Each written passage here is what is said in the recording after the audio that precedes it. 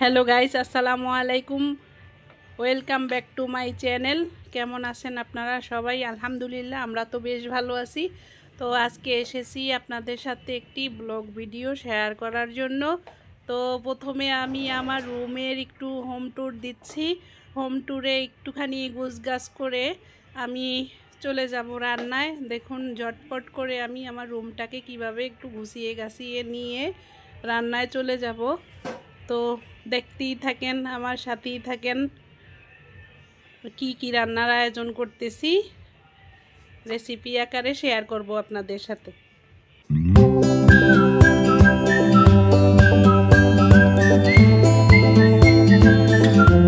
তাহলে শুরু করি, চলেন। আজকে কি রান্না করতেছি। চুলাটা প্রথমে অন করে নিচ্ছি, চুলাটা অন করে জ্বালিয়ে দিচ্ছি। আমি আপনাদের সাথে আজকে শেয়ার করব চিকেন একদম ভাজির মতো, যেমন আলু দিয়ে চিকেন ভাজি করে না, ভুড়ি যেরকম ভাজি করে ভুড়ির মতো করে ভাজি করব। এখানে পেঁয়াজ কেটে নিয়েছি, কাঁচামরিচ, তেজপাতা, চিকেন, এখানে আছে হলুদ, কচু, ছোট ছোট করে কিউব করে কচুগুলো কেটে নিয়েছি, আর কিছু সাথে আছে আলু।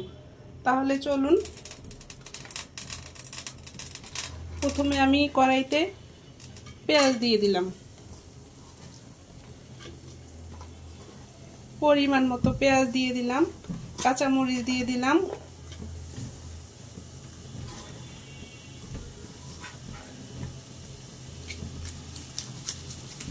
দুইটা তেজপাতা দিয়ে দিলাম,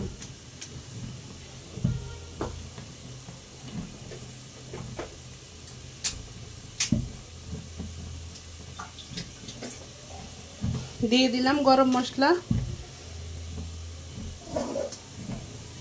এখন দিয়ে দিব তেল।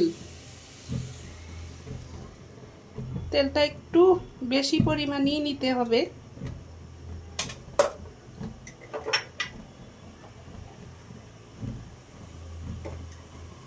দিয়ে দিচ্ছি স্বাদ মতো লবণ,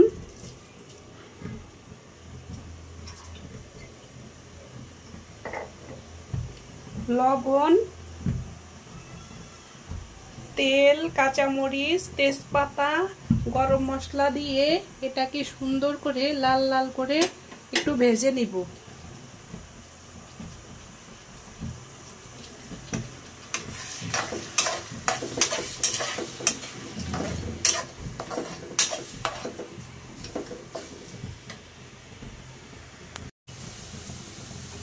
আমার পেঁয়াজটা তো বেরেস্তার মতো লাল হয়ে যাচ্ছে।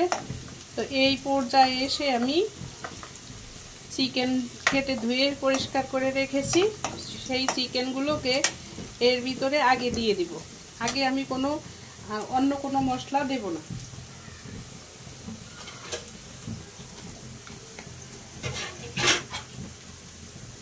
চিকেনগুলো আমি দিয়ে দিলাম।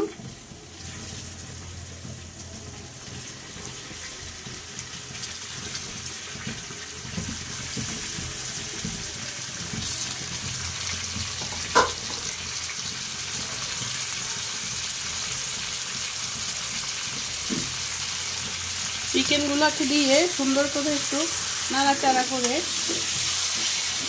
ভাজা ভাজা করে নিব।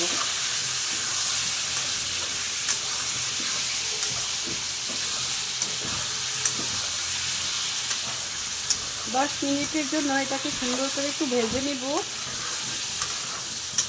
ভেজে নিয়ে এর সাথে একে একে আমি সব মশলাগুলোকে দিয়ে দিব। এটা জাস্ট একটা ভুড়ি বলেন, গরুর ভুড়ি যেভাবে ভাজি করে ওইভাবেও হতে পারে, আবার আলু ভাজি, অনেকে ভাজি ধরনের রান্না করে না। আমার রান্নাটা আজকে মুরগির ঠিক ওই ভাজি ভাজি করব। দেখুন, এভাবে একবার করে অবশ্যই খেয়ে দেখবেন। ভাজাটা তো, মুরগিটা ভাজা আমার কমপ্লিট হয়ে গেছে। এখন একে একে এর সাথে আমি মশলাগুলো দিয়ে দিচ্ছি। প্রথমে আমি 1 চামচ হলুদের গুঁড়ো দিয়ে দিলাম,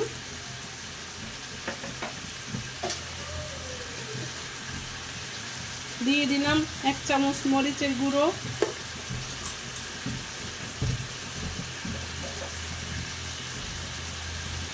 এখানে দিয়ে দিলাম 1 চামচ গরম মশলার গুঁড়া,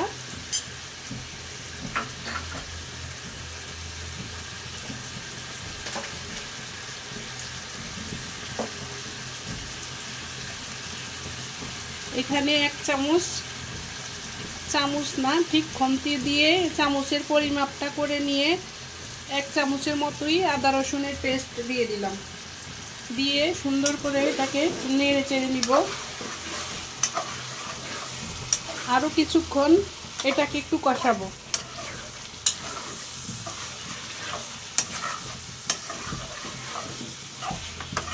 তেল ছেড়ে আসা পর্যন্ত এটাকে আর কিছুক্ষণ কষাবো। কষানো শেষ হয়ে গেলে আমি যে আলু এবং ওই যে মাটির নিচে যে কচু রেখেছি কেটে সুন্দর করে ধুয়ে সেই কচুগুলোকে এর সাথে দিয়ে দিব। মাংসটা তো কষানো শেষ হয়ে গেছে, এখন আমি আলু কচুগুলোকে এর সাথে দিয়ে দিব। দিয়ে আবার কিছুক্ষণ এটাকে ভেজে নিব।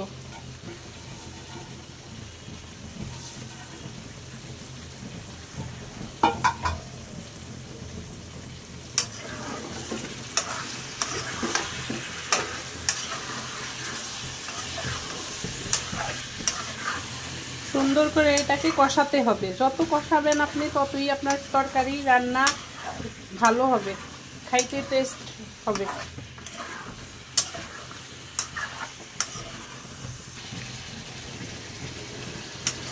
আলু আর কচু দিয়ে আমি চিকেনটাকে সুন্দর করে একদম ভাজা ভাজা করে নিয়ে এই পর্যায়ে অল্প পরিমাণে আমি একটু পানি অ্যাড করে দিব।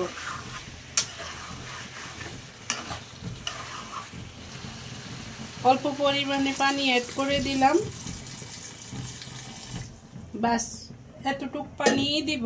দিয়ে নাড়াচাড়া করে একটা ঢাকনা দিয়ে ঢেকে দিব। যতক্ষণ পর্যন্ত আবার ভাজা ভাজা না হয় ততক্ষণ পর্যন্ত আমি এটাকে ঢাকনা দিয়ে চুলার উপরে রেখে দিব। ঢাকনা দিয়ে দিলাম।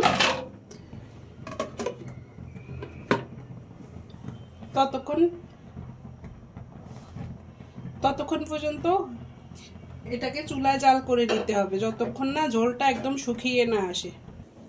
রান্নাটা আমার কমপ্লিট হয়ে গেছে। আমি এখন চুলাটা অফ করে দিলাম। দেখুন রান্নার কালারটা, আর রান্নাটা একদম সুন্দর বুনা বুনা হয়ে গিয়েছে। একটু নাড়া দিয়ে দেই। দেখুন একদম কিন্তু বেশি ঝোল না, মাখা মাখা একটা ভাজি স্টাইলের এই রান্নাটা হয়েছে। খেতে অনেক সুস্বাদু হয়। আজকের মেনুতে আছে চিকেন আর কচু দিয়ে এরকম একটা ভাজি বুনা, আর সাথে হচ্ছে দুর্দান্ত স্বাদের একটা ভর্তা করেছি। সেই কচু, একটুখানি কচু এখানে সরিষা দিয়ে পেঁয়াজ রসুন দিয়ে এটাকে ভর্তা করেছি। তো রান্না বান্নাগুলো আমার কেমন লেগেছে অবশ্যই কমেন্টে জানাবেন।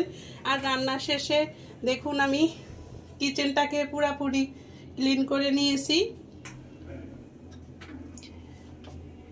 রান্না শেষে কিচেনটাকে সুন্দর করে পরিষ্কার করে নিলে হয় কি মনটাও ভালো লাগে, দেখতেও ভালো লাগে, একদম পরিষ্কার পরিচ্ছন্ন। এই তো আমার চ্যানেলটি দেখবেন, অবশ্যই আমার পাশে থাকবেন। পাশে থাকা বেল বাটনটিকে অন করে দিবেন আর চ্যানেলটিকে সাবস্ক্রাইব করে দিবেন। আমার পাশে থাকার জন্য ধন্যবাদ। আল্লাহ হাফেজ।